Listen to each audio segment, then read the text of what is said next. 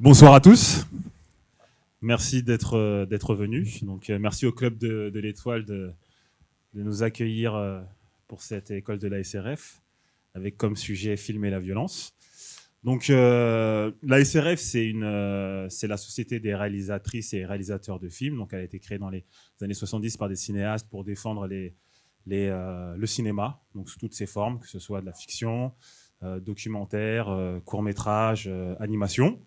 Et voilà, il y a plein d'actions, que ce soit politique, il y a tout un volet de vie associative, donc notamment ce qui nous amène ce soir pour cette école. Et du coup, je vais vous présenter nos invités. Donc, Elie Wajman, vous pouvez l'applaudir, hein. Cédric Ido et Ouda Benyamina. Et du coup, toute cette soirée sera animée par Samba Doucouré. Je vous souhaite une bonne soirée.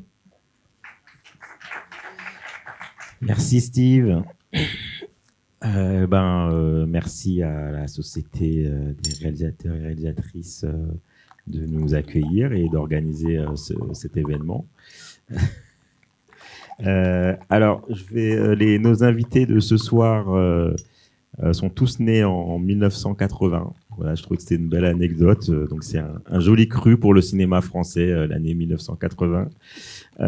Donc, on a à ma gauche Ouda Benyamina, donc qui est actrice, scénariste et réalisatrice, fondatrice de 1000 visages. Le grand public la découvre de manière fracassante avec Divine en 2016, qui lui vaut une caméra d'or à Cannes et un César du meilleur premier film. Elle a co-réalisé Salam, un film documentaire sur Diams, qui est sorti en 2022, qui a fait pas mal de bruit aussi. Et prochainement, Mousquetaires, un remake des Trois Mousquetaires, mais avec des femmes. Est-ce que vous voulez ajouter autre chose, Ouda ? C'est bon. Ouais, on peut l'applaudir. Cédric Ido, il est acteur aussi, scénariste aussi, et réalisateur aussi, comédien. Il a notamment joué dans Miracle à Santa Ana de Spike Lee. Petit rôle, oui. Derrière la caméra, il a réalisé Asaki Yasuda, un court-métrage dont on va montrer un extrait tout à l'heure, ainsi que Twaga, qui est sorti en 2014 et qui a été récompensé au Festival de Namur et de Dubaï. Et deux longs métrages, donc La vie de château avec Maudit Barry, et cette année La gravité, qui a été primée à Namur l'année dernière. C'est bon. Et enfin Elie Wajman, qui pour être original est également acteur, scénariste et réalisateur. On lui doit 3 fictions, Alia en 2012, Les Anarchistes en 2015, présenté en ouverture de la Semaine internationale de la critique à Cannes, et Médecin de nuit, un film assez sombre dont on va regarder un extrait, mais qui est sorti en 2020, année annus horribilis, comme on dit, pour le cinéma. On va entrer assez vite dans le vif du sujet. Donc aujourd'hui, notre thématique, c'est filmer la violence. On va montrer des extraits de courts-métrages de Cédric Ido.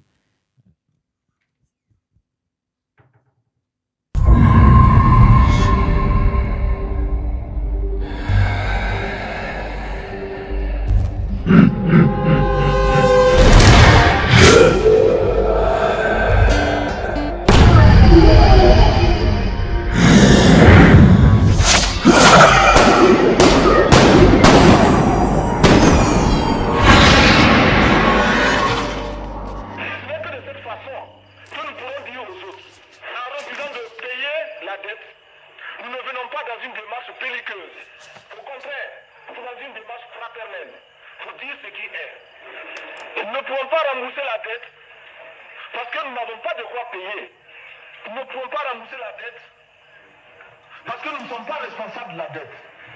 Nous ne pouvons pas payer la dette parce qu'au contraire, les autres nous doivent ce que les plus grandes richesses ne pourront jamais payer, c'est-à-dire la dette de sang. C'est notre sang qui a été versé. On parle du plan Marshall qui a refait l'Europe, mais on ne parle jamais du plan africain qui a permis à l'Europe de faire face aux hordes hitlériennes lorsque leur économie était menacée, leur stabilité était menacée. Qui a sauvé l'Europe? C'est l'Afrique. On en parle très peu. On en parle si peu que nous ne pouvons pas, nous, être complices de ce silence ingrat. Je voudrais dire ce que chacun de nous pense et souhaite. Qui ici ne souhaite pas que la dette soit purement et simplement effacée? Celui qui ne le souhaite pas, il peut sortir, prendre son avion et aller tout de suite à la Banque mondiale payer.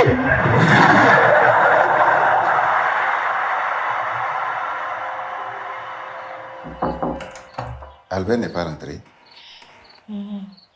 Albert pas qu'un jour là. Albert Katien là.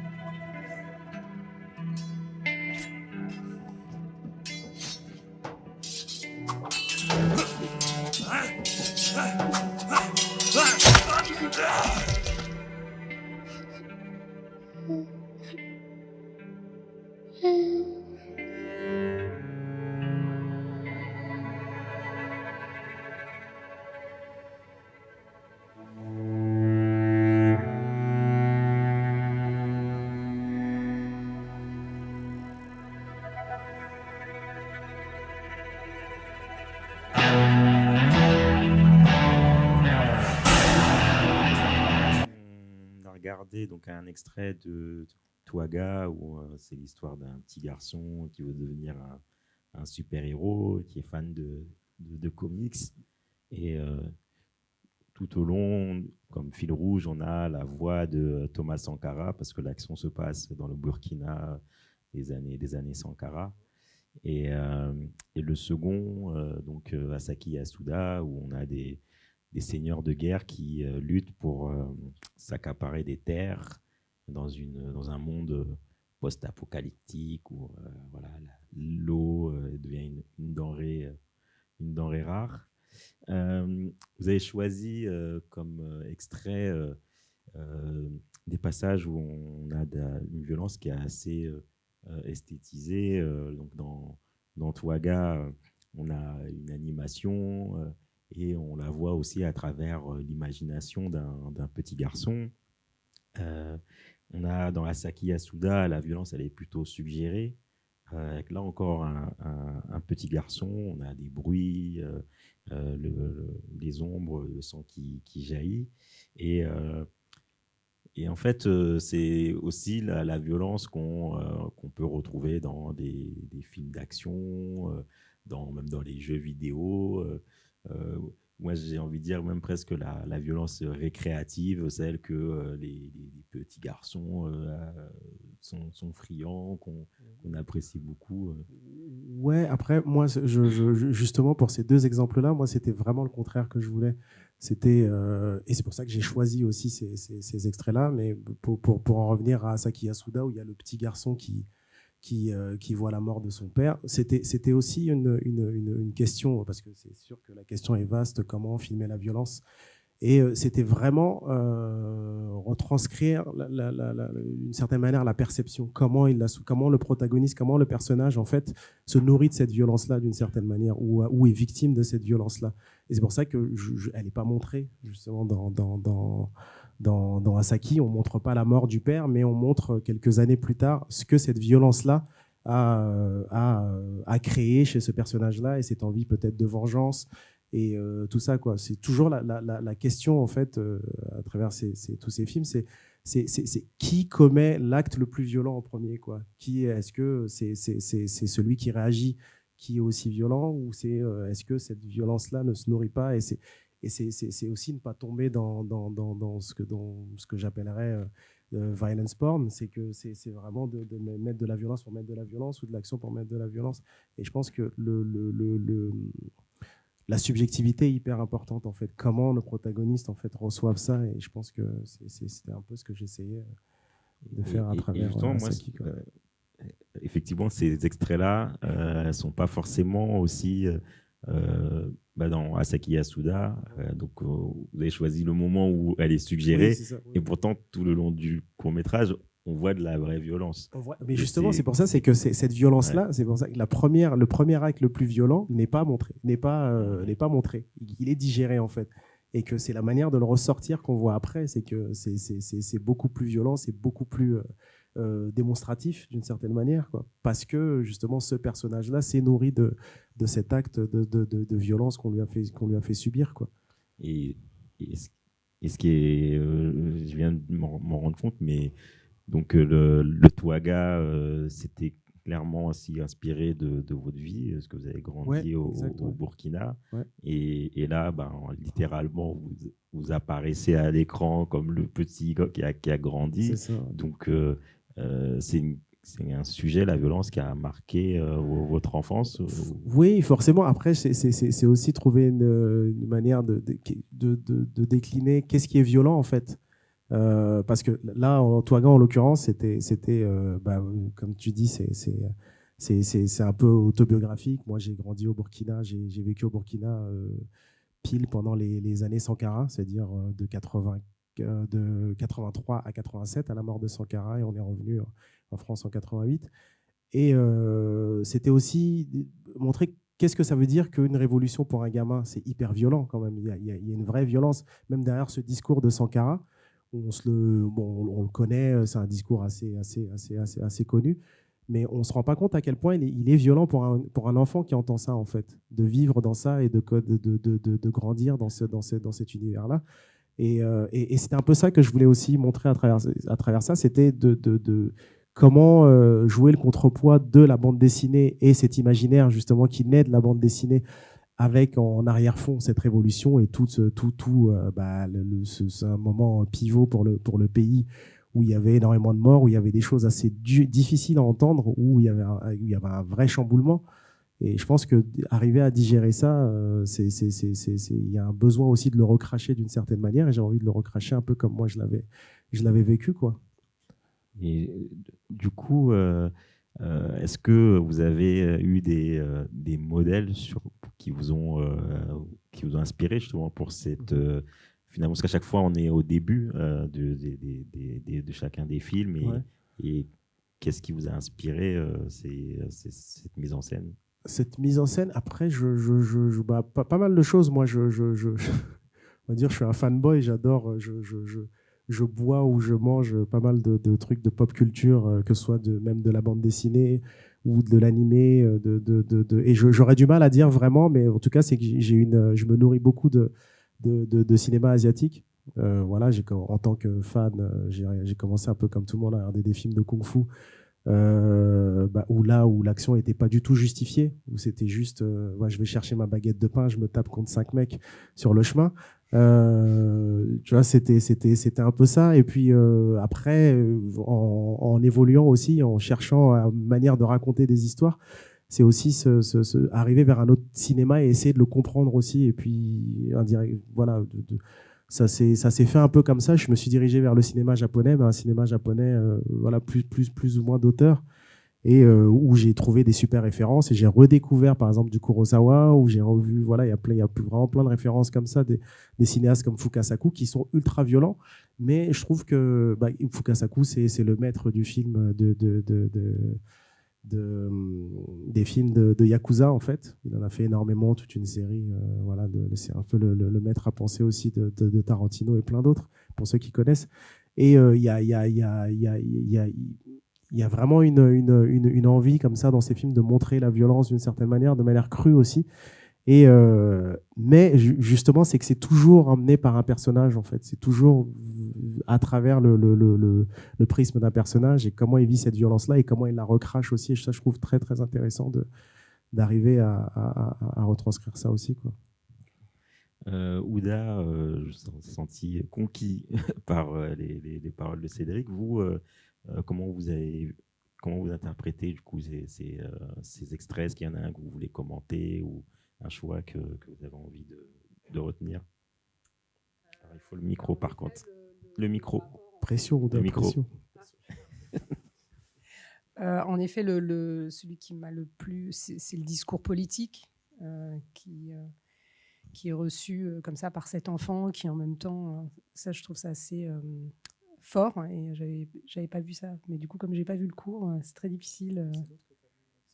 C'est Asaki que tu avais vu, que tu as vu à Dubaï, je crois. Ouais. Et donc du coup, non, je trouve ça, je trouve que c'est une façon d'aborder un sujet politique par l'enfance et par le biais de la pop culture que je trouve assez rare au cinéma. Enfin, je l'avais pas vu comme ça. Je trouve ça très singulier et intéressant. Élie? Ouda, ça a très bien parlé. J'aurais dit quelque chose comme ça entre politique et enfance et violence et hors champ. Et aussi, j'imagine, et la BD, les comics qui sont. Je voulais te poser la question s'il y avait des comics précis que tu avais aimé ou si c'est des comics en général. Oui, là, c'était un peu un medley de comics. Voilà, c'est des comics créés pour le film, mais sinon, il y a pas mal de X-Men, des choses comme ça. Pas mal de références aussi dans le film par rapport à la représentation des personnages, des héros, comment ils ont été, pour la plupart, pris sur des figures existantes, en fait. Ouais, voilà. Et puis là, on se rend compte aussi à quel point le cinéma, je ne vais pas faire de généralité, mais a un rapport à la violence aussi graphique. C'est un art qui raconte bien quand même, avec le découpage, et avec les acteurs et aussi avec les cascadeuses, cascadeurs, comment tu peux bien rendre compte de la violence. Il y a quelque chose du cinéma qui marche bien avec le mouvement et l'impact du montage. Si. Donc on n'a pas vu la gravité, mais dans la gravité, on a, je vais pas spoiler, mais on a quand même des scènes de bagarre assez intenses. Et je me demandais d'ailleurs pourquoi finalement avoir pris le parti de mettre ces scènes de violence, parfois un peu extrêmes, en direction de publics, de personnes qui sont déjà fragilisées dans la société. qu'est-ce que vous souhaitiez expliquer à travers ça? Dans la gravité, c'est que la violence, elle est retenue d'une certaine manière et qu'elle explose à la fin. Et que c'est on va dire, les personnages, pour ceux qui l'ont vu et pour ceux qui ne l'ont pas vu aussi, c'est un film hyper métaphorique sur le plafond de verre, en fait, et les personnages sont un peu emprisonnés comme ça dans leur quartier et qui peuvent pas, on va dire, montrer au monde leur talent et qui sont un peu contrits comme ça, engoncés dans cet univers. Et et qui sont aussi au-delà d'être dans un système qui les noie et qui les prive de s'exprimer. Il y a aussi une autre génération, les plus jeunes en fait, on va dire, qui les empêche, les empêche de vivre tout simplement et d'évoluer à l'intérieur de ce quartier, leur prison à ciel ouvert. Et qu'il y a cette confrontation en fait tout au long du film qui finit par exploser en fait, mais des deux côtés. Voilà, la violence en fait pour moi c'était aussi un résultat de ça, est-ce que à qui tu t'en prends, est-ce que justement cette violence, encore une fois ça revient à ce que je disais tout à l'heure, c'est que comment on réagit à une certaine violence en fait, à qui tu t'en prends quand tu sais pas à qui te prendre, quand c'est quelque chose de systémique et que le plafond de verre, et on est tous conscients qu'il y a un plafond de verre pour masse de gens dans ce pays ou dans cette société ou même partout à l'international. On est tous conscients de ça et que c'est une vraie forme de violence aussi. Et à qui tu t'en prends. Et justement, les personnages dans ce film-là ne savent pas à qui s'en prendre et qui se mettent sur la gueule à la toute fin et qui a une vraie violence à se prendre, à se défoncer, quoi. Et est-ce qu'en France, on ne dévalorise pas justement ce type de manifestation de violence dans les films, ces combats qu'on va retrouver dans beaucoup de blockbusters américains? Est-ce que c'est quelque chose qu'on ne sait pas vraiment apprécier en fait en France? Est-ce que c'est un avis que vous partagez? Avec le micro, c'est mieux. En tout cas, on n'a pas... je ne crois pas avoir des exemples... Enfin, on a une violence quand même. Il y a des réalisateurs aujourd'hui qui l'ont abordée mais peut-être dans un cinéma plus populaire, on a moins cette... par rapport au cinéma coréen, par exemple, où il y a une forme de burlesque dans la violence. Enfin, elle est abordée de plein de façons différentes avec... c'est vrai que nous, on vient d'un cinéma qui est beaucoup plus réaliste. On est de la tradition de Diderot, donc très dans le cérébral. Donc on est moins dans les corps. Hein. La violence, c'est le corps qui la traverse. Donc forcément, on a une tradition qui est peut-être un peu plus... La sobriété, peut-être, je ne sais pas. Après, on a des exemples quand même. Hein. On a eu des films, je trouve, récemment qui ont abordé cette violence. Je pense au film Titane, par exemple, où on a quand même, d'une autre façon, Anatomie d'une chute aussi. Ça aborde la violence du couple. Donc j'ai l'impression qu'on commence à essayer d'aborder, mais dans le cinéma populaire, on est, contrairement au cinéma coréen, où je trouve qu'il y a une forme d'inventivité, et il n'y a pas de code, et on essaie d'exploser tous les codes, et d'explorer comme ça une sorte d'esthétique qui n'a pas de limite. Peut-être qu'on est un petit peu plus poli. Ouais, et puis il y a une crainte aussi ici, j'ai l'impression d'aller chercher le spectateur, en fait, d'aller créer son engagement quelque part, quoi. C'est-à-dire que dans cette espèce de violence, tu cites les Coréens, moi j'ai la sensation que ils y vont aussi parce qu'ils ont envie de sortir la main de l'écran et de dire voilà, ça sois pas apathique sur ton truc. Je crois qu'il y a ça aussi, quoi. Et je trouve que c'est une expérience aussi, quoi. Racoleur. Ouais, après c'est racoleur si c'est pas digéré, j'ai l'impression, et que si c'est pas justifié. Et que c'est sûr que si on n'arrive pas à le justifier, on va toujours avoir peur d'aller vers cette espèce de forme de violence, quoi. J'ai la sensation, en tout cas. Mais ouais, les Coréens, moi, je pense que c'est un peu ça, quoi. C'est qu'ils vont chercher un truc assez acerbe comme ça. Si vous voulez ajouter quelque chose, Elie, avant qu'on passe au deuxième extrait. Non, bah, c'est super, c'est hyper bien la référence coréenne. Semble juste. Et c'est vrai que le côté un peu bande dessinée, sans dire des mal de la bande dessinée, mais le cinéma, il a un peu à voir avec le réel quand même. Enfin, je trouve que c'est quand même bien. Et chez les Coréens, il y a une sorte de tension entre un truc très, très graphique et en même temps, ça reste très réaliste. Et bon, après, je ne connais pas la société coréenne, mais bon, elle doit être quand même, des fois, je me dis, elle doit être quand même vachement violente.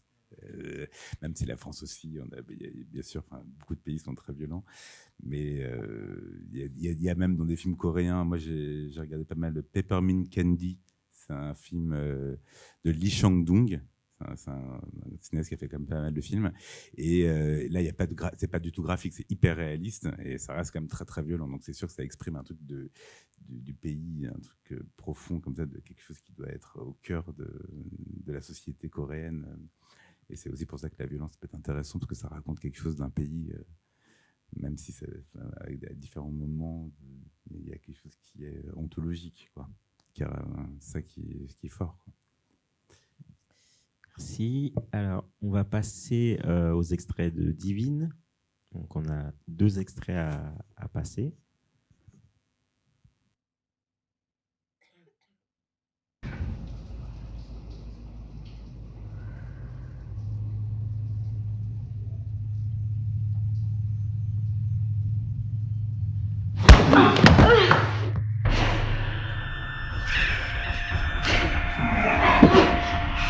Moi, qu'est-ce que tu cherchais?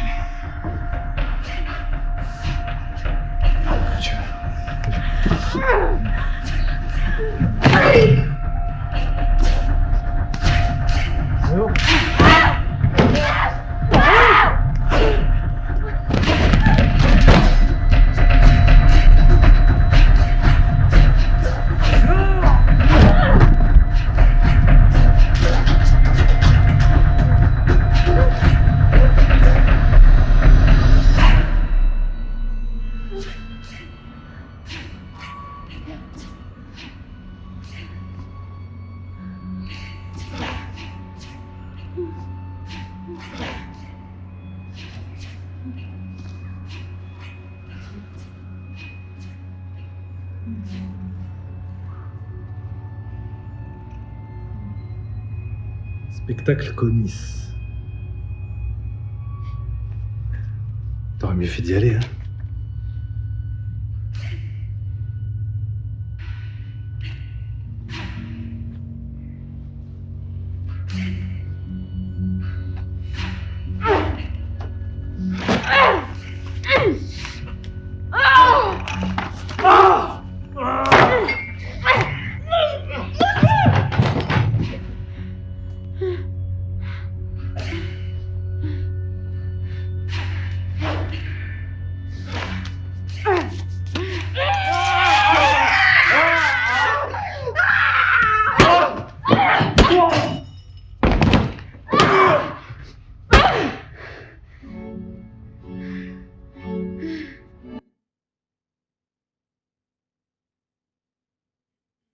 T'as la thune? Tiens.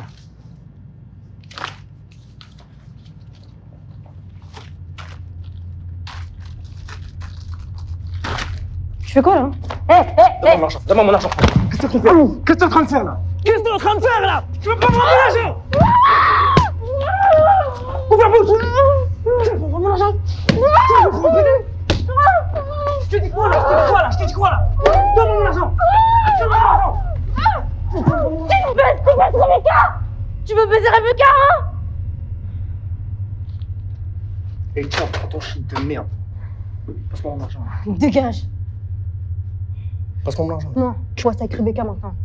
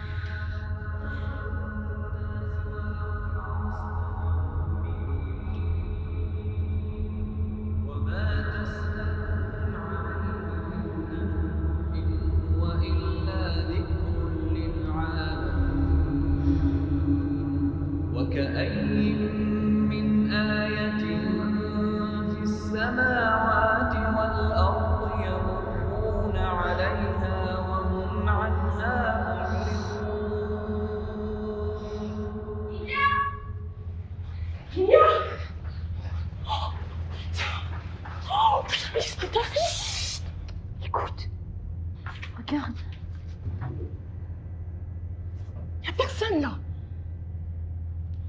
Putain, qu'est-ce qu'il t'a fait?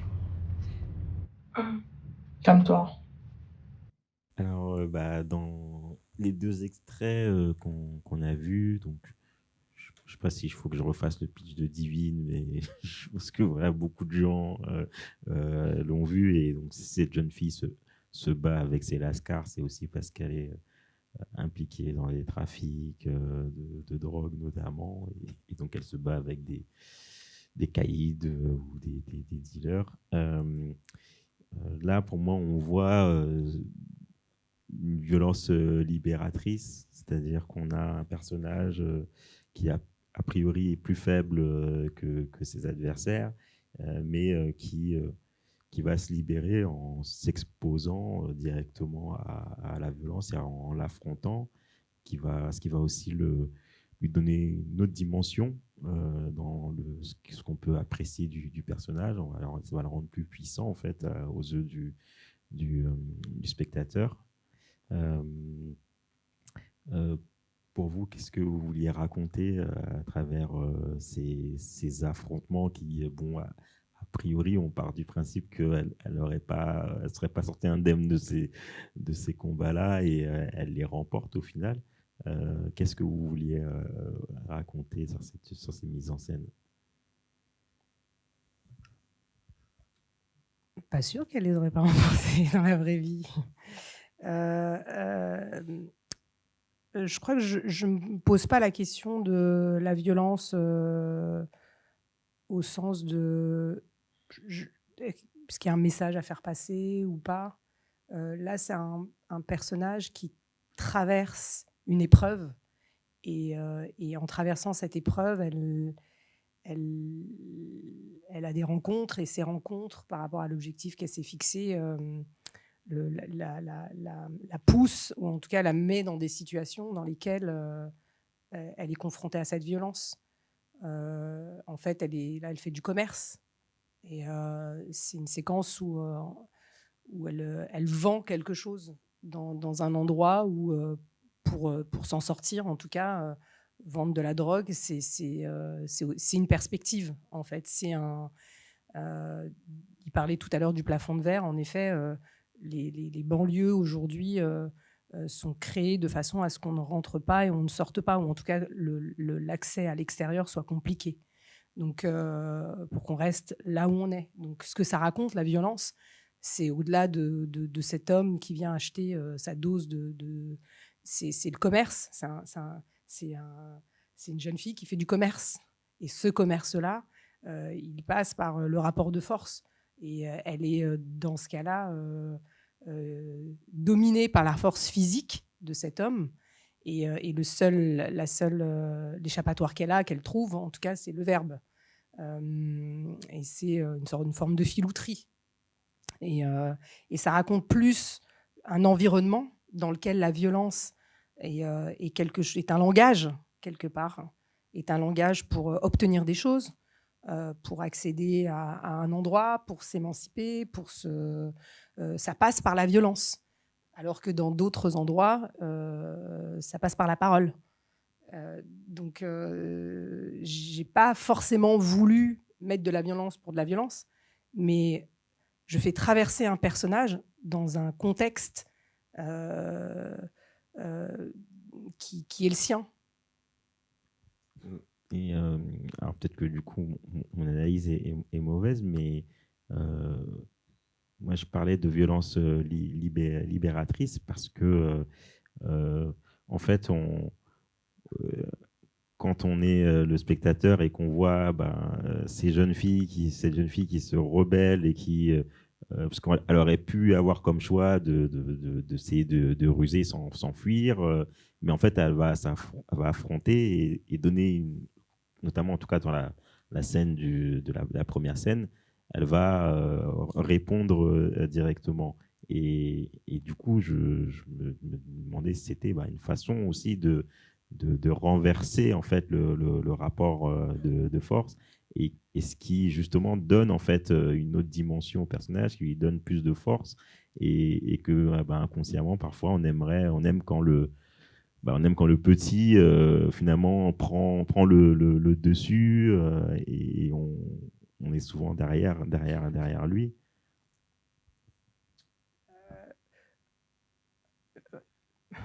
Tu parles du personnage? Oui, mais de manière générale, en fait, souvent on prend quand même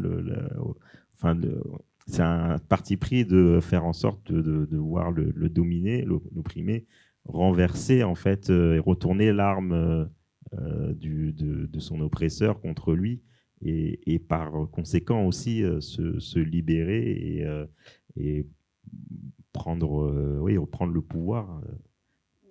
C'est ce qui se passe moi, dans cette scène-là. j'ai choisi ces 2 extraits parce qu'il y en a une qui est traitée de façon très réaliste, donc où on pourrait s'imaginer que dans la réalité, ça pourrait se passer exactement comme ça. Et j'ai choisi un autre extrait qui est beaucoup plus stylisé et qui est un montage alterné avec la danse. Et en fait, ce qui m'intéressait à l'intérieur de ça, c'était dans les 2 cas, il y a une forme de transcendance puisqu'elle entend quelque chose qui n'existe pas. Donc à la fin de cette épreuve qu'elle va subir, elle croit entendre un chant religieux. Et dans l'autre, la mystique vient par le personnage de Jiggy qui, lui, choisit l'art pour se transcender, se dépasser. Et elle, finalement, elle ne choisit pas du tout la même direction. C'est-à-dire qu'elle, la direction qu'elle a choisie, c'est le business, c'est-à-dire le commerce qu'elle a vu autour d'elle.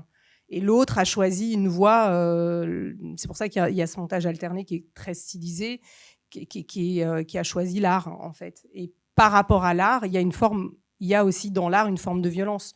Du coup, j'avais travaillé avec un chorégraphe où on a beaucoup travaillé sur la violence du corps, la violence que cette violence, elle soit traversée par le corps, quoi. Et donc, il y a une forme de transcendance dans les deux violences qui sont montées en parallèle. Donc, qui appelle à quelque chose de plus haut. C'est-à-dire que pour moi, on essaie tous de sortir de sa condition, de sortir de l'endroit d'où on vient, on questionne le sens de la vie, qui je suis, où je vais. Et que, en fait, Dounia, c'est ce qu'elle questionne. Et Jiggy, il le questionne et il donne une autre réponse. Et pour moi, il y a une forme de transcendance. C'est comment on transcende, elle le transcende par la cendre. C'est-à-dire qu'elle va tout répandre, tout ce qu'elle va toucher va se transformer en cendre.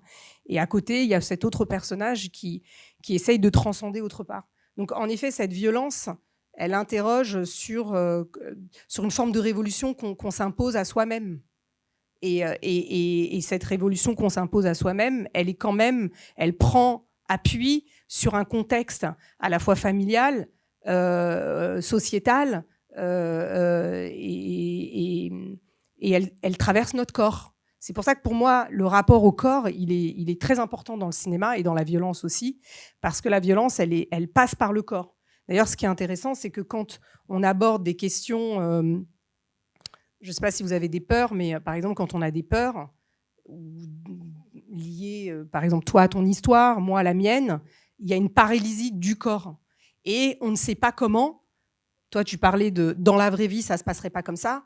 On a une forme on trouve une forme de force, comme une énergie noire à l'intérieur de nous, ou blanche, ou peu importe, en tout cas une énergie très forte qu'on ne sait pas, qu'on ne peut pas nommer, qui nous sort de notre condition. Et je ne parle pas simplement d'une condition sociale, mais qui nous sort de l'endroit confortable dans lequel on est et qui nous met. Et ça passe forcément par une violence. C'est pour ça que ce montage alterné, pour moi, il est à ces endroits-là. Et la violence, pour moi, elle est comme la violence avec laquelle on vient au monde. C'est-à-dire que, je veux dire, une mère, je ne sais pas s'il y en a ici autour de nous, moi j'en suis une. Vous êtes forcément sorti d'un ventre et ça a été un acte d'une violence extrême où on a un rapport à la vie et à la mort. Donc la violence, en réalité, elle fait partie de la vie. Et après, comment on la traite, comment moi je décide de la traiter, d'une façon très réaliste. C'est pour ça que j'ai pris ces 2 exemples. C'est-à-dire qu'elle est très concrète et elle est aussi dans un autre endroit qui n'est pas le monde... qui est un monde invisible pour moi. Et pour moi, Jiggy raconte il symbolise un peu le monde invisible de cette violence. C'est pour ça que tout le corps, la façon de la danse, il y a quelque chose presque d'ancestral dans sa façon de se mouvoir. Mais même Jiggy, c'est très violent. Moi, en réfléchissant en fait sur cette question de violence et là en fait même vos paroles sur la spiritualité m'ont rappelé encore une fois auquel j'avais pensé. Moi, j'avais vu alors, tout à fait autre style, hein, mais Birth of a Nation de Nat Parker, où on a l'histoire d'un esclave afro-américain qui décide de mener une rébellion et se met à tuer, trucider des tas de propriétaires blancs. Et tout au long de sa mission, il est transcendé par... il entend Dieu, quoi. En fait, il est transcendé par... Il a écrit d'ailleurs un livre où on a les confessions de Nat Turner où il parle de cette transcendance. Et du coup, oui, cette espèce de mission d'aller se libérer par la violence, tout ça, en fait, ça m'a évoqué également ces scènes-là, même si on est dans un monde différent. Et bizarrement, moi, quand j'ai regardé ce film-là, j'étais pas brusqué par la violence parce que j'avais l'impression qu'enfin, en fait, on pouvait renverser l'ordre établi, même l'espace de quelques minutes. Je pense que vous n'êtes pas d'accord. Non, moi, j'ai pas j'ai pas d'avis. Enfin, non, j'ai pas d'avis, je veux dire, j'ai pas d'avis. Élie, vous, comment vous réagissez aux extraits qu'on vient de voir? Je trouve que c'est surprenant le rapport entre la danse et la violence. C'est super original et très beau. Et c'est très physique et brutal. Et le cinéma, là, en tout cas, on se prend en pleine poire un truc de l'intérieur du personnage.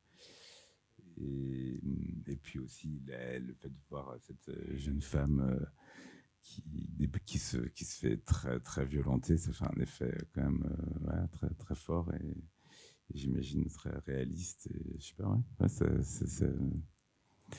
c'est presque, je sais pas, c'est très, très corporel, quoi. Donc, c'est beau, la mise en scène, elle est forte. Et les deux possibilités avec le montage alterné qui a l'air d'être très, très fluide. On se pose pas de questions, c'est comme si c'était un accélérateur de force, quoi, ce montage parallèle et pas un discours. Ça fait un truc vraiment film d'action. Mais non, c'est beau. Cédric aussi, un dernier mot avant qu'on passe à un dernier extrait. Non, moi je rejoins un peu le côté de la violence libératrice en fait, parce que j'ai la sensation que, et ça c'est pour le premier extrait avec en confrontation avec la danse et tout, c'est vrai que c'est très beau. Et là de le revoir en fait, je vois vraiment toute la chorégraphie je vois vraiment les points et tout ça que j'avais pas vu avant, que là je les sens vraiment. Mais ouais, il y a quelque chose de plutôt libérateur, j'ai l'impression, ou en tout cas de se rendre compte. En fait, tu disais que ça passait par le corps, c'est vrai, c'est se rendre compte de sa condition et de la transcender en fait, parce que cette confrontation avec le mec, je parle de la première, cette confrontation avec le mec, il y a un vrai, elle est totalement, elle est au sol, totalement évanouie. Et il y a une espèce de regain comme ça qui arrive où tu acceptes que pour te sortir de là, il va falloir être aussi violent que la personne qui est en face de toi. Tu vois, et ça, je trouve ça assez fort. Et ça rejoint aussi ce que tu disais sur les Coréens aussi. C'est un peu ça, quoi. C'est à quel point on t'a contrit dans ton univers et comment tu fais pour t'émanciper et t'affranchir aussi de ça. J'ai l'impression qu'il faut que tu exploses et que tu sois aussi violent que celui qui est en face de toi, quoi. Tu vois. C'est la sensation que j'avais. Et est-ce que vous aviez aussi des références ou d'autres films sur lesquels vous êtes appuyé pour imaginer ces scènes-là?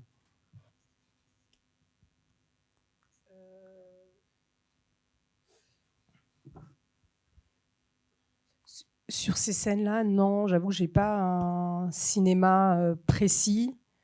Je me suis juste dit que c'est vraiment une scène de montage pour le coup, qui fonctionne vachement bien en montage. Mais par contre, ce que j'ai fait, c'est que j'ai beaucoup travaillé la chorégraphie avec Dounia dans l'appartement, en travaillant vraiment avec le chorégraphe et en essayant de trouver tous les endroits. Et le monteur, Loïc Lallemand, a fait un travail vraiment incroyable avec Vincent Tricon, de rendre cela très fluide. Mais j'avais pas vraiment un cinéma de référence. J'avais plus envie de casser les codes, j'avoue. C'est-à-dire que je me suis pas dit tiens, je vais faire comme ci ou comme ça. J'avais très envie de pas me mettre de barrières parce qu'en effet, on peut trouver que d'esthétiser la violence ou de faire un montage alterné, ça peut être c'est un peu casse-gueule en vrai parce que c'est un artifice, donc forcément l'artifice il est difficile à... Mais je me suis dit en fait je préfère faire un truc raté qu'un truc moyen. Donc du coup j'ai quand même testé et c'était vraiment un vrai test pour moi en termes de mise en scène, de me dire comme en effet il y a quand même un rapport très symbolique dans le sens de cette séquence. Pour moi, qui est en rapport avec la mystique. Bien sûr, il y a plein de grilles de lecture. Il y a la première narrative que tout le monde lit, en effet, qui est très libératrice de cette femme qui va réussir à... Mais pour moi, il y a une autre couche qui est plus, pour le coup, plus spirituelle et peut-être... Voilà, j'ai pas envie de rentrer là-dedans. Les gens qui le voient le verront. Si ça se voit pas, c'est pas important. Mais du coup, c'est pour ça que j'ai choisi le montage alterné. C'est pour accéder à autre chose. Donc, c'était pas un outil juste pour faire un effet ou du spectacle, même si j'adore le spectacle au cinéma. Et c'est pour ça que j'adore aussi le cinéma coréen ou le cinéma de Bong Joon-ho, par exemple, parce que je trouve qu'ils n'ont pas peur de l'artifice, ils n'ont pas peur de la mise en scène, ils n'ont pas peur d'utiliser, parce qu'en réalité, le cinéma, c'est que du mensonge, on ne fait que tricher, que mentir, qu'utiliser des outils pour raconter une histoire. Et là, j'avais très envie ce montage alterné, il était vraiment fait pour ça, pour se dire comment par le corps, par la danse, j'accède à cette transcendance et en tout cas à un rapport plus mystique, quoi. Merci. Alors, on va passer à un extrait de Médecin de nuit.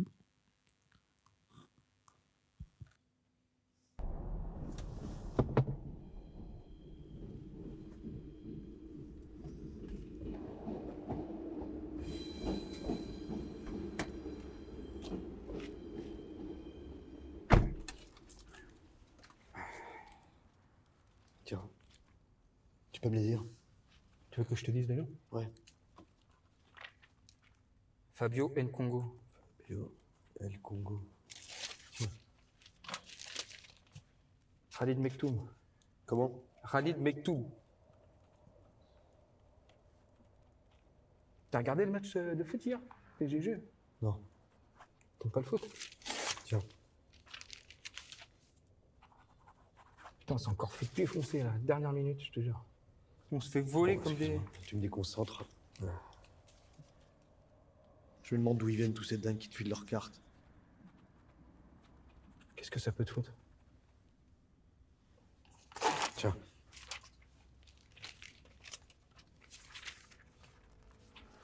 Tu m'as pas fait de fentanyl? Non, je fais pas le fentanyl. On m'a dit Subutex, c'est fentanyl. Non, je fais pas de fentanyl. Bah si, tu vas me faire du fentanyl. Eh, tu me fais du fentanyl, là? Non. Quoi, non? Tu me fais du fentanyl, putain, je fais des sorties tout de suite,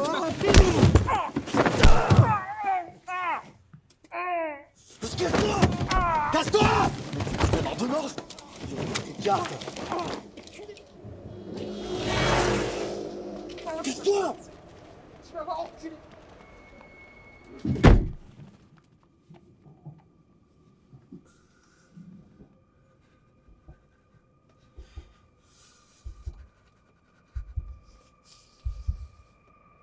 Donc on vient de voir... Ah bah... C'est hyper violent, c'est on y sympa. va, hein. C'est sympa, ce petit réunion.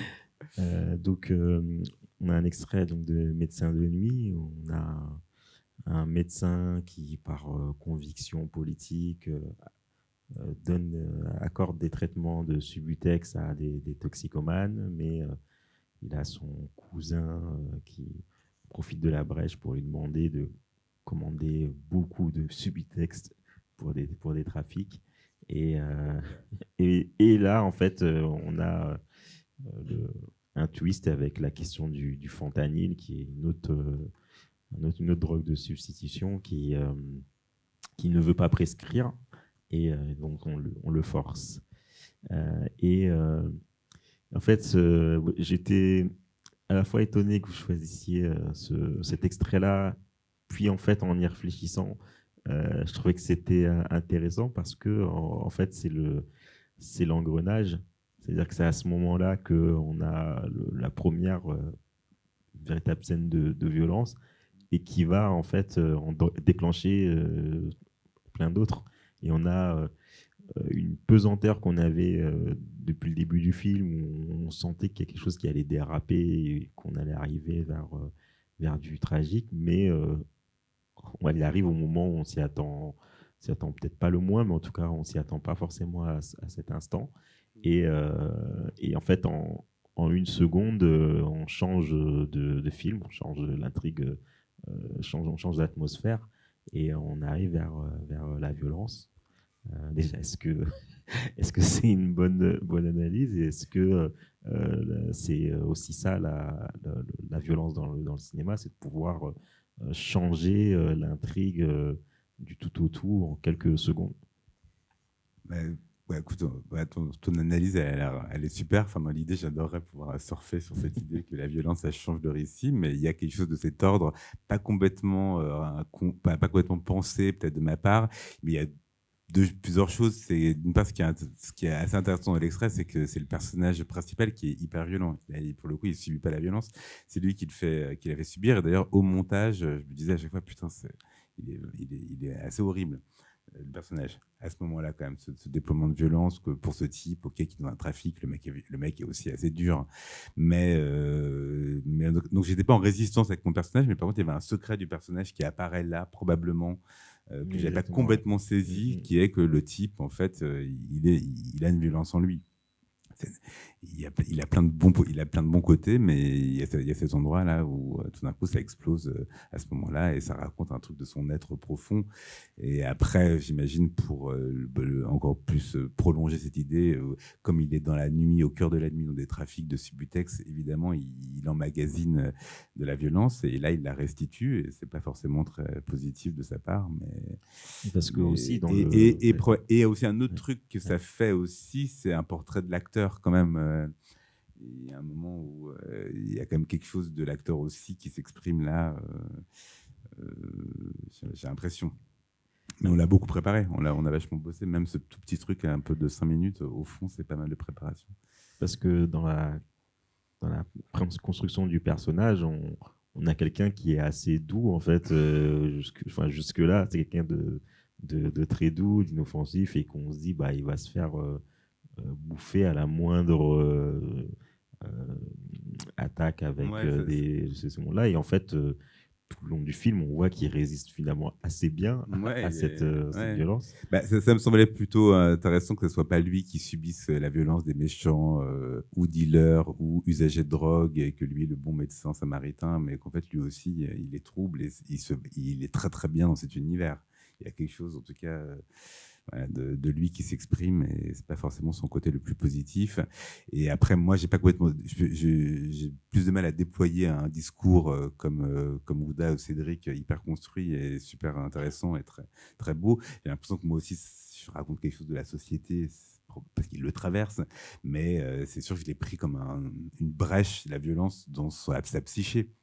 Une manière aussi de faire un portrait de lui très secret, ok, le mec il a ça en lui, et tout simplement juste pour raconter une partie du personnage, et de façon organique, en effet, mais on voit ça aussi dans les extraits des autres cinéastes présents, mais on voit comment aussi ça fait tout d'un coup t'es au cœur du personnage et de l'actrice et de l'acteur aussi, quand il est quand même il y a cet effet là.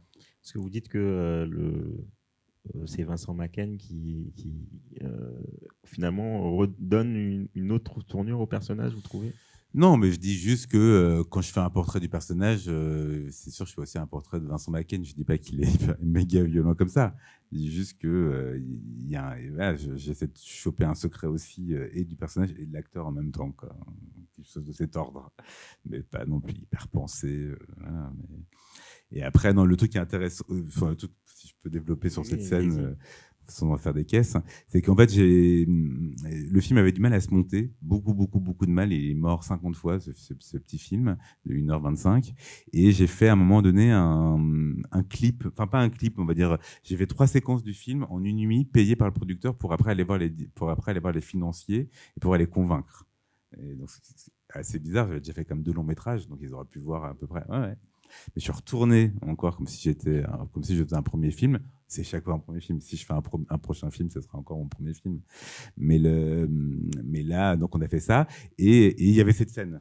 Donc c'était une gageure quand même pour 2 choses qui étaient à la fois que le film que je proposais, qui était un film noir, une sorte de tradition, sans que je sois complètement attaché à la tradition coûte que coûte, j'allais pouvoir réussir à faire une séquence violente comme on pourrait attendre d'un film noir.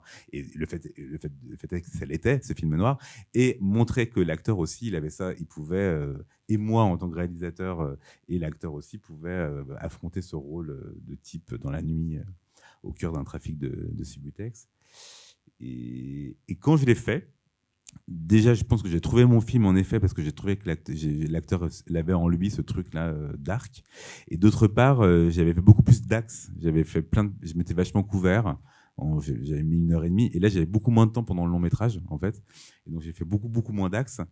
Je me suis fait genre, je sais pas, il y a 4 axes, quoi, un truc comme ça. Et donc, j'avais vachement peur. Mais en fait, évidemment, c'était mieux. C'était beaucoup plus sécos. Beaucoup plus brutal et après j'avais aussi un désir de faire une séquence très très brutale. Je sais pas comment dire, enfin, je peux pas l'exprimer. Je savais que le film il avait ça en lui, il fallait qu'il y ait ce truc à un moment donné que ça se castagne et que ça montre un aspect du personnage pas forcément positif. Est-ce que vous voulez réagir à la séquence qu'on a Et après, non, je pose à Cédric aussi, parce que moi, je suis assez fan de BD aussi. Enfin, mon cinéma ne le reflète pas spécialement, mais en tout cas, j'ai toujours pensé à Batman en faisant le film. Toujours Batman. Batman, c'est un de mes personnages préférés. Et donc, bon, et on voit bien une séquence de Batman un peu sèche. Les Batman réalistes, l'idée du Batman très réaliste, ça me plaisait pas mal. Non, moi, pour avoir vu le film, je trouve qu'il y a une colère comme ça chez le personnage qui se sent et qui explose justement là, quoi. Mais en fait, de pas tomber, ce que je trouve intéressant aussi dans ton film, c'est de pas tomber dans cette espèce de manichéisme avec les personnages. Il est bon, on le suit, machin, et que d'assumer justement les choses qui est rare en plus ici. D'avoir des personnages troubles et que tu rare dans le cinéma français. Oui, bien sûr. Mais grave, de ouf. Complètement. C'est un des gros trucs du cinéma. C'est un des gros. Pardon, est-ce que complètement, bien sûr. Non, mais vas-y. Mais d'autant plus que tu utilises Macaigne pour ça, qu'il n'y a pas du tout cette image, tu vois, de ramener ce truc très sombre chez lui. Et voilà, déjà c'est surprenant et d'autant plus que voilà, c'est pas quelque chose de mannequin et que tu as des personnages. Voilà, moi, c'est ce que j'aime aussi dans le cinéma, c'est d'avoir des personnages ambivalents, quoi, qui soient pas juste bien, le mal. C'est pas tout n'est pas Star Wars, quoi. On s'est un peu retrouvé autour de ça avec Steve, le cinéaste qui organise notre rencontre, autour de cette question aussi de qu'en France, on peut. Après, moi, je vais pas faire des généralités sur la France. Il y a plein de films de ouf, franchement. Enfin, quand même pas mal. On n'est pas si mal lotis à certains endroits. Mais il faut se battre. Il faut être très, très, très vigilant à tout. Mais sur la question du personnage retors, Zarbi, pas forcément aimable. Ça, c'est vrai que les retours du CNC, beaucoup de retours comme ça des financiers, elle n'est pas assez aimable, il n'est pas assez aimable, et tout ça. Et bon, on sait bien que les personnages, bah oui, il faut pas qu'ils le soient trop. Sinon, on perd de la singularité et de la vérité des gens. Les gens sont divisés. Donc là, voilà. Et après, sur Vincent Macaigne, puisque bon, j'en parle là directement, parce que c'est vrai que c'est aussi faire un film, c'est aussi un portrait de quelqu'un. Toi, tu as fait un portrait comme de ta sœur. Il y a quelque chose de cet ordre, quand même. Magnifique, comme geste. Et donc, moi, j'ai fait ça un peu avec cet acteur que j'aime bien. Et lui, par contre, il est metteur en scène. Donc, Vincent Macaigne, les mises en scène, elles sont putain de violentes. Donc, toi, je me suis pas dit, je vais tordre le mec. En fait, il est gentil, c'est bisounours, aussi film d'auteur très mignon. Et moi, je vais faire mon Ciao Pantin. Il y avait un petit cosa, quand même. Mais j'avais vu les mises en scène, je me disais, ok, le mec, non, ça l'intéresse, la violence. C'est même sa question. C'est probablement sa question de metteur en scène. Bon, voilà, donc j'ai un peu pris de ça pour moi qui ne suis pas, pour le coup, ultra violent. Mais voilà, je fais du cinéma pour qu'il y ait des trucs un peu intenses. Ida, vous vouliez réagir à la scène? Ouais, mais ils ont dit à peu près... c'est vrai que Vincent Macaigne, en tant que metteur en scène, il va vraiment chercher aussi cette ambivalence. Je trouve que l'ambivalence, elle est très intéressante. Dès le début, on voit ce mec, on a l'impression qu'il va lui rendre service, et qu'en fait, la violence surgit comme ça, de façon très inattendue, pour le coup, par rapport au... Je trouve ça surprenant et intéressant.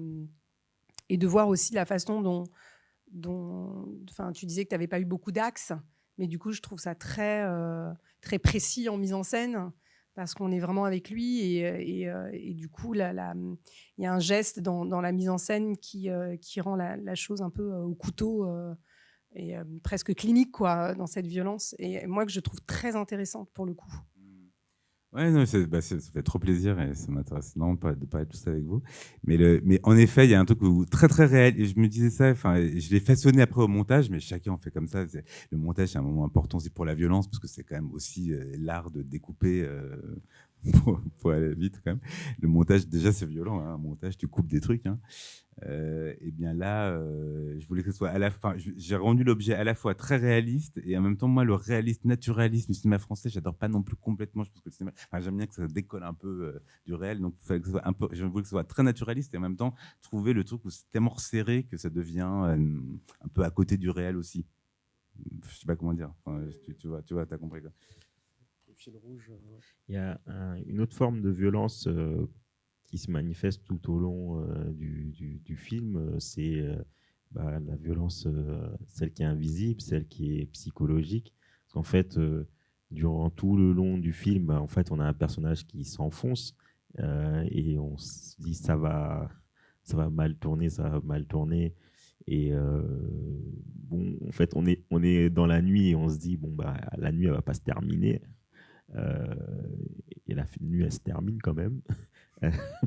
Mais du coup, pendant toute cette nuit, avec justement ces accélérations, en fait, à chaque fois qu'il y a un nouveau coup de violence, et on se dit là, on se rapproche du drame et le personnage, et pendant ce temps-là, il est aussi tiraillé par sa vie de couple, son cousin, sa solitude, et donc tout ça, en fait. Finalement, quand le personnage il a ses accès de violence, c'est aussi contre cette violence psychologique qu'il subit au quotidien et qu'on ressent bien. Il le subit et il s'est tendu il a foncé dans le piège. On va dire, il y avait un petit point de désir quand même à s'enfoncer complètement dans la nuit. Mais juste pour parler, non pas de la violence que j'ai... Moi, je suis beaucoup sorti avec les médecins de nuit, pour faire le truc comme normal, quoi. Je fais mon taf. Et il y avait un truc très simple, non pas de violence, mais en tout cas d'inquiétude de la nuit. C'est quand même quand tu rentres chez les gens, tu sais pas du tout où tu rentres. Ça fait vraiment, alors, il t'arrive pas grand chose. Les gens sont plutôt ont des problèmes et les médecins vachement bien vont aider en filant beaucoup de Lexomil. On va dire, c'est comme un des gros trucs, c'est te filer des anxiolytiques parce que les gens sont très très angoissés dans la nuit parisienne, ce que je peux entendre. Mais quand même, de rentrer dans des endroits, ça, c'est pas lié vraiment à la violence, mais à l'inquiétude. Qu'est-ce que tu vas voir? Et en fait, je vais juste dire ça, que ça m'importe. C'est aussi un film sur Paris, et sur un Paris où un peu sauvé de la bourgeoisie, on va dire pas complètement encore foutu par la bourgeoisie, encore un Paris qui pourrait être populaire ou en tout cas surprenant, singulier. Et donc moi, c'est un peu ma mission de réalisateur, c'est de dire, ok, Paris, regardez, c'est pas foutu. par des jolis cafés un peu branchouilles, qui a une vraie ville, quoi, qui est un cœur battant. Et lui, en fait, c'est ça qui se prend dans la gueule et ça qu'il aime, le personnage, c'est d'aller toucher le cœur battant de la ville. Elle existe encore. Et en tout cas, quand tu rentres chez les gens, tu vois que Paris, c'est pas que la bourgeoisie installée quand même. Il y a encore un espoir que la ville soit vivante et protéiforme. Et là encore, question rituelle, est-ce que vous aviez des inspirations, des références Je me suis dit ça, tu allais me demander.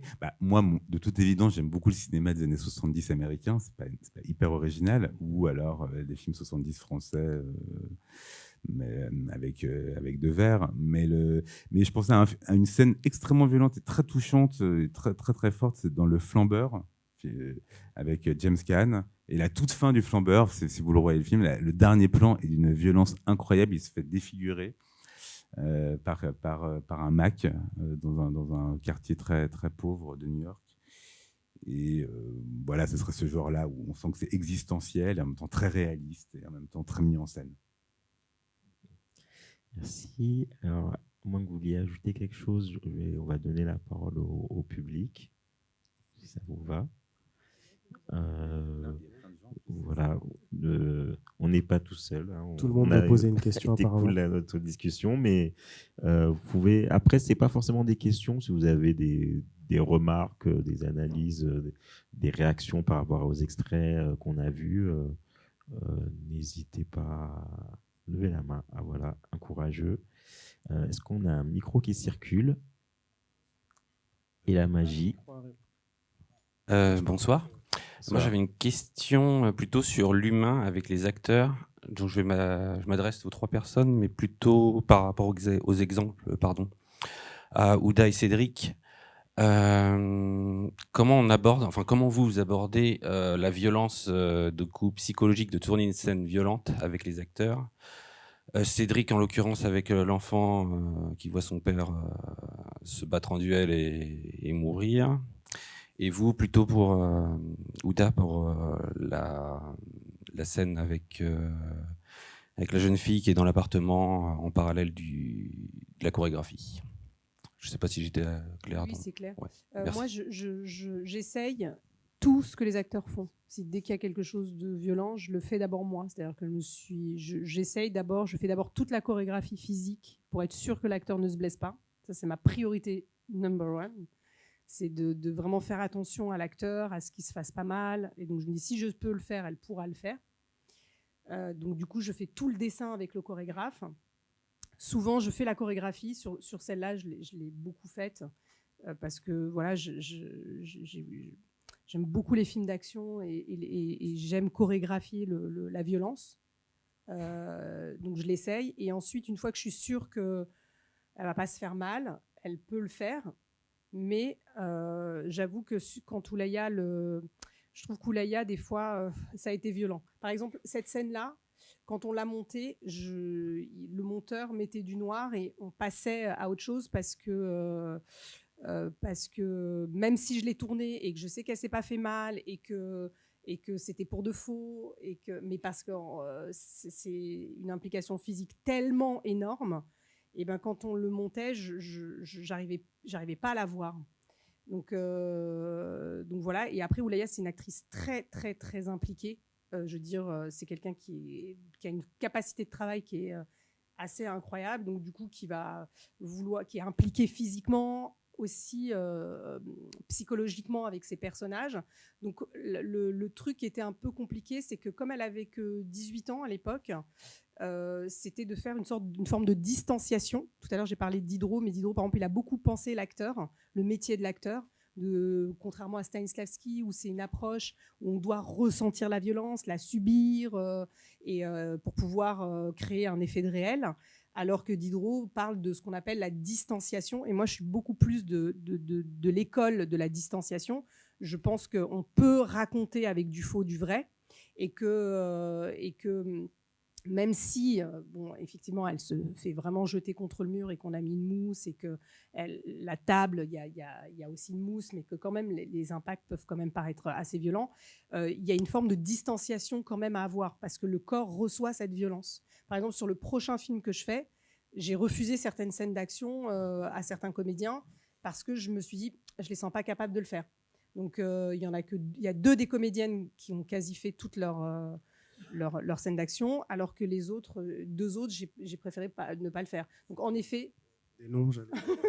Balance. Non, mais c'est parce que ce que je leur demandais, c'était extrêmement complexe. C'était pas du tout comme là où ça va, c'est pas.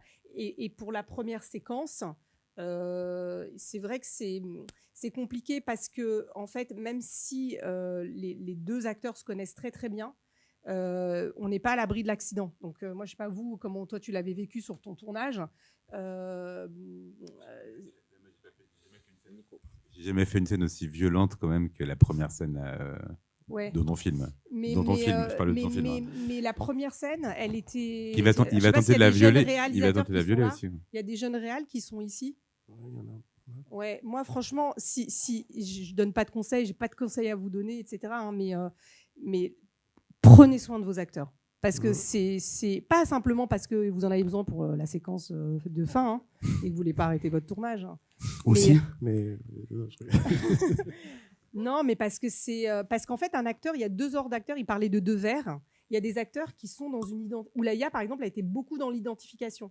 Là, aujourd'hui, elle a fait une école, donc elle arrive aujourd'hui à aborder un rôle de façon beaucoup plus technique.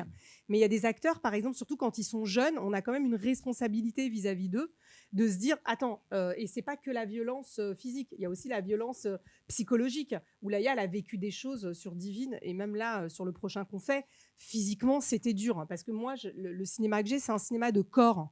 Un cinéma où le corps est traversé par l'histoire et pour de vrai, en fait. Donc, c'est vrai qu'il faut quand même une certaine... Moi, elles étaient suivies par des nutritionnistes, des coachs physiques. Elles avaient même là, sur Divine, elles avaient une séance par mois chez le médecin, prise de sang, pour que je sois sûre qu'elles soient en bonne santé.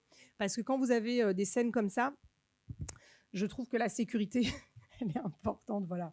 Je dis ça parce que c'est quelque chose, vous avez pointé du doigt quelque chose qui a été très violent pour moi et qui l'est encore aujourd'hui quand je fais des films, des scènes d'action.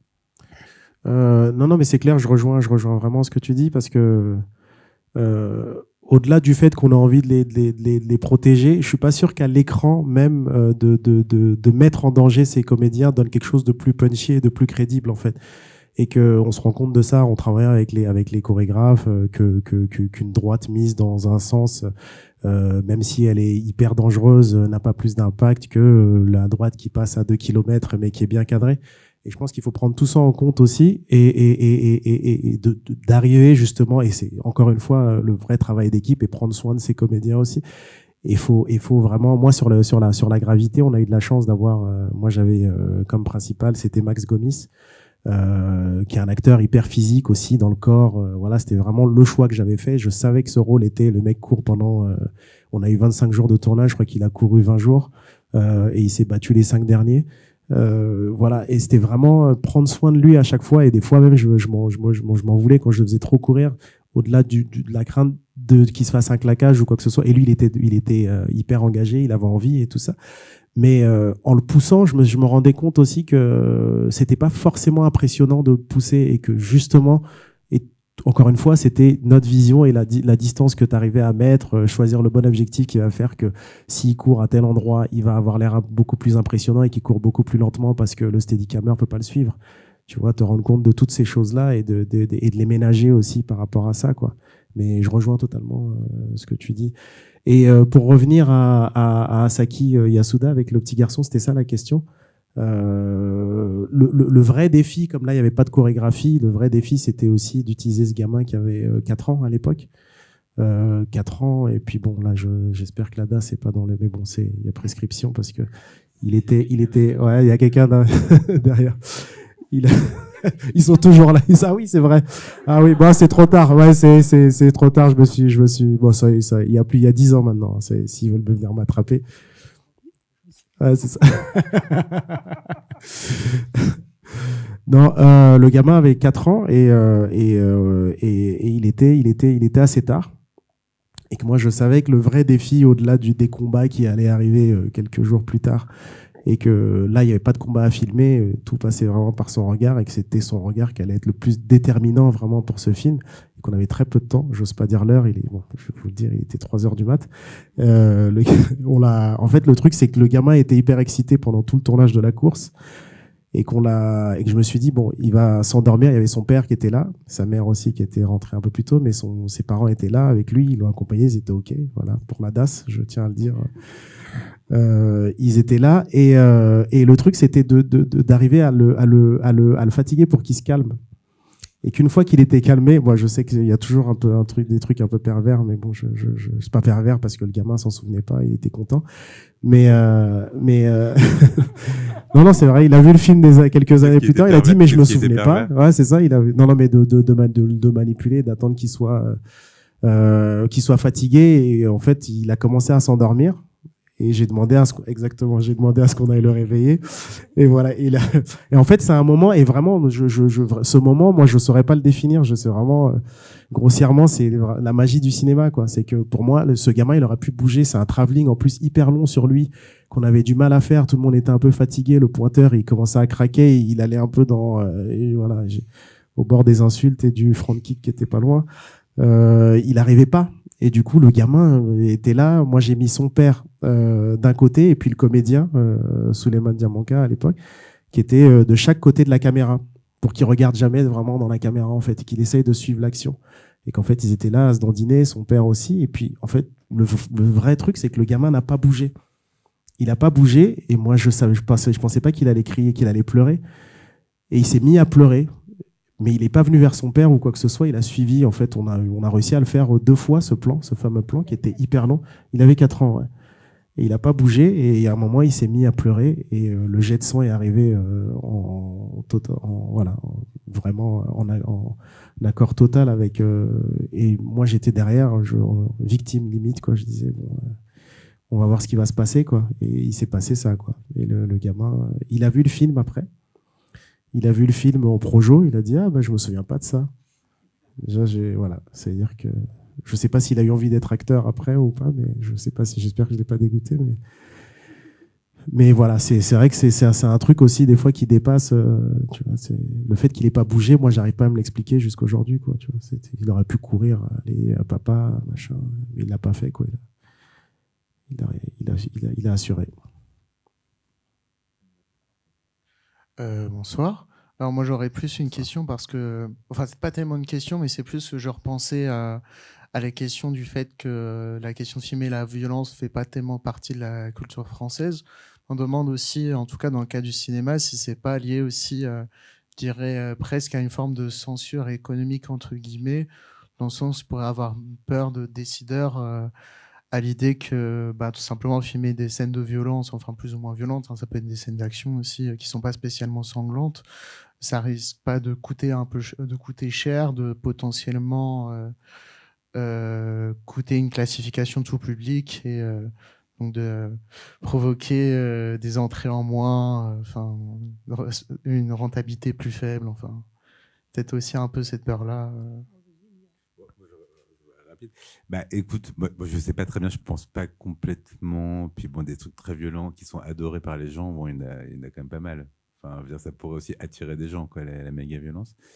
Mais par contre, je me dis un truc sur la question économique, c'est que moi, j'étais très, très, très fan de cinéma, de série B, de films noirs. Et comme beaucoup des beaux films noirs sont assez désargentés et très violents. Par exemple Gun Crazy, je sais pas si vous voyez ce que c'est une histoire d'amour insensé entre une braqueuse et un type, et c'est vachement beau. Et donc là, je me dis juste que la violence, c'est aussi un endroit où les cinéastes peuvent faire preuve d'intelligence, de mise en scène pour cacher le manque de moyens et exacerber la violence, ou faire le pas de côté et travailler sur les ombres, enfin bon, des stéréotypes, mais en tout cas, la violence, ça pose des questions de cinéma, quoi. Et c'est jouissif pour les réalisatrices et les réalisateurs. Ouais, la violence pose des questions comment dire, de distance surtout, quoi. Moi, c'est pour ça que je disais, j'aime bien la faire passer par mes protagonistes, et il y a de la sensation aussi dans cette violence, et je pense qu'on se rejoint un peu tous sur ça. De là à cette espèce de frilosité, je pense qu'il y a une frilosité aussi de la part Je pense qu'on s'engage beaucoup ici en France sur la question du genre déjà. Du genre, dès qu'on dit genre, ça fait flipper. Moins en moins maintenant, j'ai l'impression, mais ça reste quand même une sous-section dans pas mal de festivals de faire du genre. On va prendre le film de genre, ah c'est déjà fait, ok, le film de genre, alors que moi je considère que tout cinéma est genré, tu vois, et c'est très compliqué, ouais, de justement de dire qu'est-ce qui est genré de telle ou telle sorte. Moi, c'est ce que j'aime bien faire. C'est pour ça que je vais chercher des choses à gauche, à droite. Et c'est très compliqué de financer ce genre de film. Le dernier, La Gravité, ça a été aussi un branle-bas de combat pour Comment tu arriver l'as à financé? Comment ça se finance, La Gravité? En fait, ça se finance. Il y a beaucoup d'adversité, de combats. Déjà, les producteurs qui, surtout en général, l'idée est un peu folle. Bon, je dis folle, c'est pas péjoratif, mais l'idée est un peu, on va dire, audacieuse, plus ou moins. Et de se dire film de banlieue qui s'associe avec un film pseudo-fantastique avec des références qui sont pas forcément d'ici, déjà ça fait peur. Ensuite, c'est d'avoir les bons partenaires en fait. Moi, j'ai eu la chance de tomber sur des super partenaires, ma productrice Emma Javot et puis Attal aussi, Attal, et même à leur niveau, quelque part te disent, sur ce genre de film, on va se confronter à un plafond de verre, et le film parle de ça, bon, c'est autre chose, mais te disent à un certain niveau, à un moment, on va se confronter à un plafond de verre parce que tout le monde n'est pas ouvert à ça, et il y a une prise de risque aussi qu'il faut évaluer. Et voilà, on a réussi quand même et on a quand même réussi à intéresser Canal+ qui nous a suivis, le CNC et puis quelques Sofica, mais le film coûte moins de 2 millions. Au final, c'est tout ça pour arriver à moins de 2 millions. Mais aussi, au final, comme tu dis, c'est que le fait de ne pas avoir trop d'argent et en fait la créativité aussi naît de ça, quoi, de se dire comment je vais me débrouiller pour avoir ci, ça, ça, et de s'affranchir de certaines choses qu'on avait en tête et d'être peut-être plus créatif et le vrai travail d'équipe s'impose là, et que forcément peut-être qu'avec plus de thunes tu te mets de ton côté et que tu te dis je vais faire ça de telle ou telle manière, et puis là il faut trouver des solutions ensemble. Et que je pense que justement le fait d'être bien entouré, ça aide aussi à s'affranchir de ce que toi tu as en tête aussi, et de recréer, de redécouvrir aussi ton film avec d'autres personnes, avec des partenaires voilà, quoi, qui se battent aussi. Voilà comment ça s'est fait, quoi. Je sais pas si je réponds à ta question. Merci. Bonsoir. Justement, pour continuer sur ce que tu étais en train de dire, moi je me disais justement, quand vous avez travaillé sur les séquences que vous nous avez montrées, quel a été l'apport de vos techniciens avec qui vous avez travaillé, comme le chef opérateur par exemple? Est-ce que vous êtes arrivé avec un découpage très précis, ou au contraire, est-ce que vous avez cherché en faisant des répètes? Ou toi tu parlais d'un chorégraphe. Enfin voilà, je me posais la question, voilà, est-ce que vous pouviez nous expliquer un peu sur le plateau comment ça s'est passé? Merci. Moi, ah oui, il y a un micro, pardon, excuse-moi, je pensais que t'avais plus, je pensais qu'on avait enlevé le micro de la femme. Moi, en général, j'aime bien, j'aime bien me rassurer en storyboardant tout, mais vraiment, je sais que après ça tout va être éclaté parce que je dessine aussi à la base, et que ça me rassure de me poser comme ça après avoir écrit pendant longtemps, d'arriver avec des planches que personne ne calcule en général. C'est vrai qu'on n'est pas un pays de storyboard, c'est très bizarre, à part dans la pub. Pour en avoir fait, c'est vrai qu'au cinéma, t'arrives, des fois je voyais les planches de storyboard, tout le monde s'en foutait complètement. J'arrivais, les gars, regardez mon storyboard, ça fait 3 mois que je suis dessus, tout le monde s'en fout. Là où le chef-op quand même... Ouais, le chef-op, il va les regarder, mais il a son idée aussi. Et c'est ça que je trouve intéressant, c'est que la collaboration, elle naît sur le plateau. Mais moi, ça me rassure, en fait, de m'être pris la tête et de savoir, et comme ça, quand j'arrive, je suis aussi prêt à répondre à des éventualités, à des accidents aussi, quoi. En me disant, j'ai ce plan-là que j'avais en tête, c'est maintenant que je peux le sortir, quoi. Mais oui, la collaboration est hyper puissante aussi à ce moment-là, parce que tu acceptes que ton storyboard, en fait, tu l'as là, et vous en discutez, et que ça change avec ce qui est possible aussi, quoi. Et ça, ouais.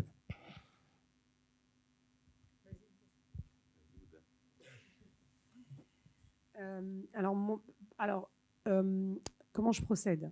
Par exemple, le premier casting, c'est avec mon repéreur. Je choisis le décor pour que ma mise en scène soit le plus fluide possible. Par exemple, l'appartement était très important pour moi par rapport aux circulations et la façon dont je voulais que ça circule.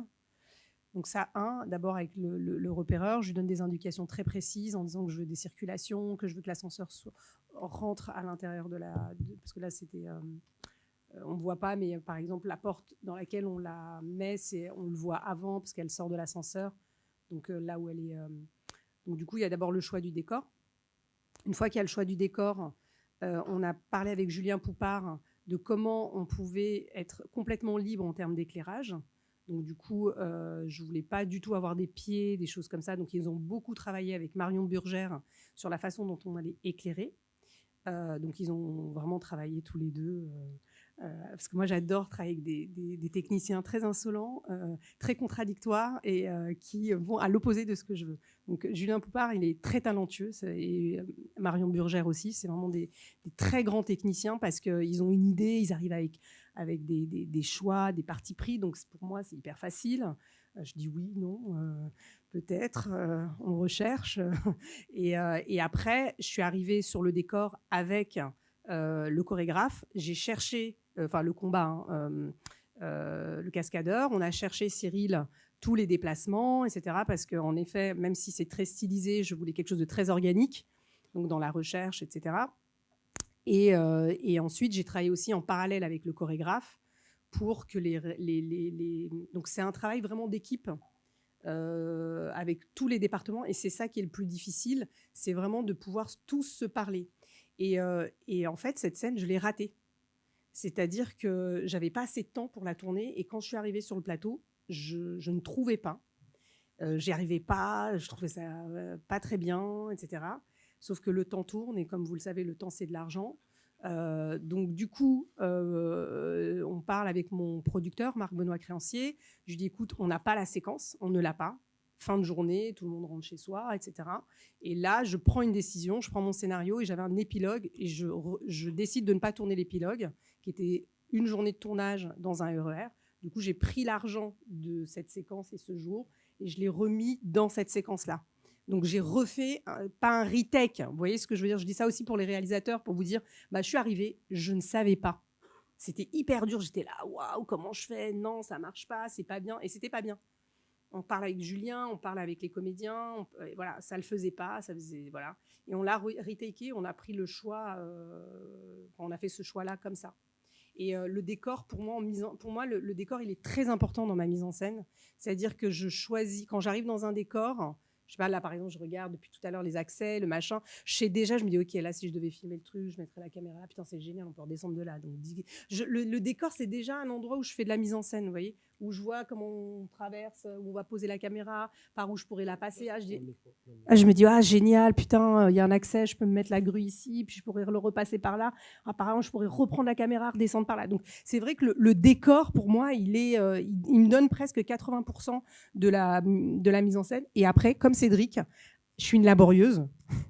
Donc, du coup, je répète tout le temps avec les acteurs. Donc, ça, je fais beaucoup de répétitions. Et l'autre truc, je dessine aussi. Alors, moi, je dessine très mal. Moi aussi, je dessine. Toi, tu dessines aussi? Ouais, tous mes films, voilà. Moi, je dessine pas, mais je trouve des gens qui dessinent pour moi. Mais je suis assez d'accord avec toi. Personne ne regarde les dessins. Personne ne calcule mais personne. Alors, du coup, tu dis, mais alors, il y a un dessin, il y a des trucs qu'on a, mais personne ne regarde. Donc, mais c'est toujours bien pour. Ouais, ça rassure. Non, mais c'est hyper intéressant sur le storyboard. Je suis ravi de voir. Enfin, toi, tu as l'air de très très bien dessiner. Moi, vraiment, je dessine sur un cahier d'écolier, quoi. Mais chaque plan. Et depuis mes premiers courts métrages et tous mes films. Moi, alors, je cherche pas trop à ce que les gens le voient, à part le chef-op quand même.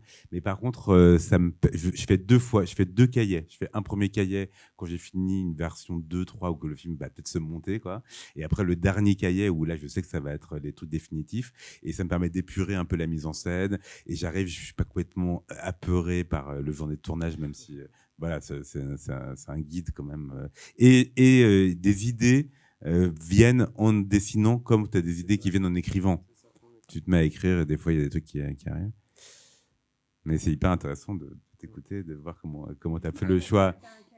Ouais, j'ai un cahier, je l'ai tout le temps sur moi, c'est un fétiche. D'accord. Et du coup, ton cahier, tu dessines toutes tes séquences? Ouais, toutes mes séquences. Et tu le gardes, c'est toi qui as le cahier? Ah bah ouais. Non, je partage pas beaucoup. Après, je parle avec le chef-op et puis après ou avec le premier assistant et après je peux te dire ce qu'il va y avoir dans la journée. Et par contre, tu sais combien tu as de plans dans la journée? À peu près, mais ouais. D'accord. Ouais. Mais après, il y a une tension. Tu sais tous tes axes de caméra? Non, pardon. Non, mais parce que c'est vrai, moi par exemple, je rentre dans un décor, je trouve que c'est hyper dur de trouver l'endroit. Non, mais pareil. Okay, non, mais moi de ouf.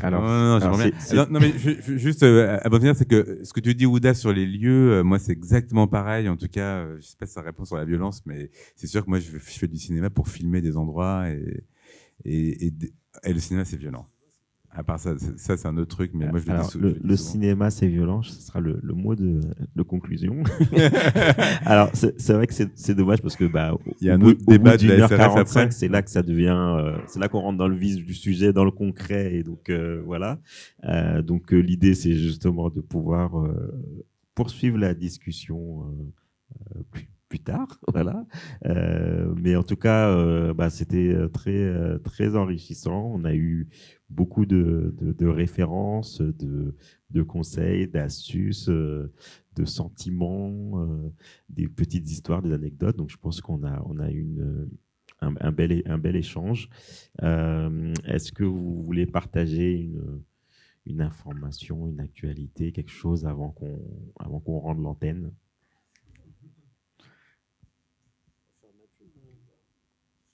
Moi, j'ai mon film La Gravité qui est en VOD, en DVD.